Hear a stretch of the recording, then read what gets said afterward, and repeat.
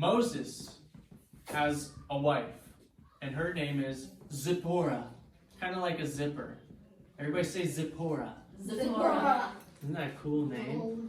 I'm pretty sure he met her. She was a shepherd when he ran away to the desert. You are right. Wow, you are very smart.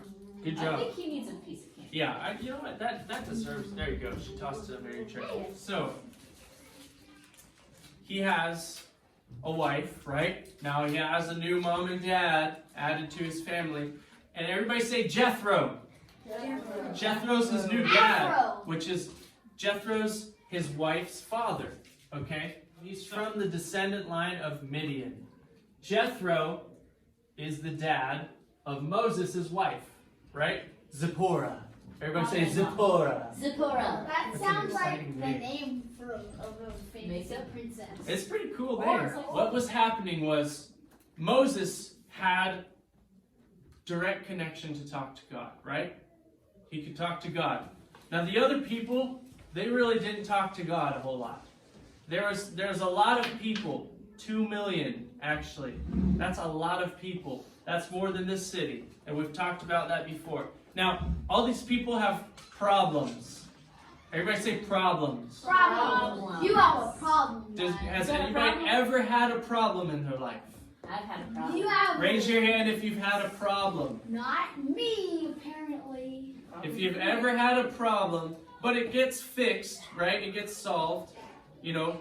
So, people have these problems, and so they go to Moses. Moses gets up in the morning, sits in his chair, and guess what? He's got a ton of people lined up.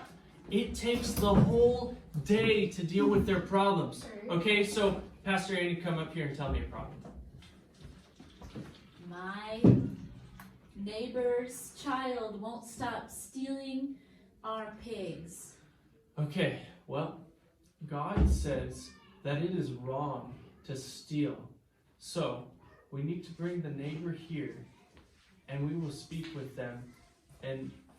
And so they have the neighbor here. The neighbor would come up and say, hey, God says it is wrong to steal. You need to return her pigs, and also because you stole, give her another pig, just because of the burden that she's had to bear. Okay, thank you. Problem is solved. Thank you, Moses. And then another person comes. Isaiah, you have a problem? There's worms in my manna. There's worms in my manna. Oh, wow, you kept your manna till this time? Well, I'll tell you. You Isaiah, know why. you know what? Worms You in your didn't, what? you didn't Manna. preserve it. What's a manna? You should have listened to wisdom. It would have Remember, they weren't preserved your supposed to manna. save the manna because the worms would get it. Okay, Gavin, you have What's a a problem. manna? Come up here. What is it? I'm a mad scientist in this. I'm a mad scientist. I used an experiment on candy, and I turned it into a giant spider, and it's destroying my house. Well, the Lord says that No witchcraft. sorcery is wrong and witchcraft is wrong. So, to turn candy into a spider, you probably used witchcraft and sorcery. He And used turn science. from the devil and turn to Jesus, and he'll give you candy and no spiders. So, okay, problem solved. All right. So, what happened was Moses spent all day hearing all these problems, solving them, and his father-in-law, Jethro, came to visit him. Jethro travels. He travels from that land, right, to go see Moses. He travels, brings them, and is watching Moses do this all day. And he's like, that looks tiring, Moses. He said, you shouldn't do this to yourself. You're going to be so tired and worn out every single day after day hearing people's problems and solving them. He said, you know what you should do, Moses? You should get a bunch of people that are wise and who respect God and love God and who won't accept bribes to be judges alongside you and to help bear the weight of this. They can deal with like 50 people or 100 people or 1,000 people, because there was 1 million people there, guys, to hear all these problems would take forever. So what happened is, guess what? Did Moses say, thanks, Jethro, and not do what he said? No, Moses, even though Moses was the leader of everybody, he got wisdom and got understanding from Jethro.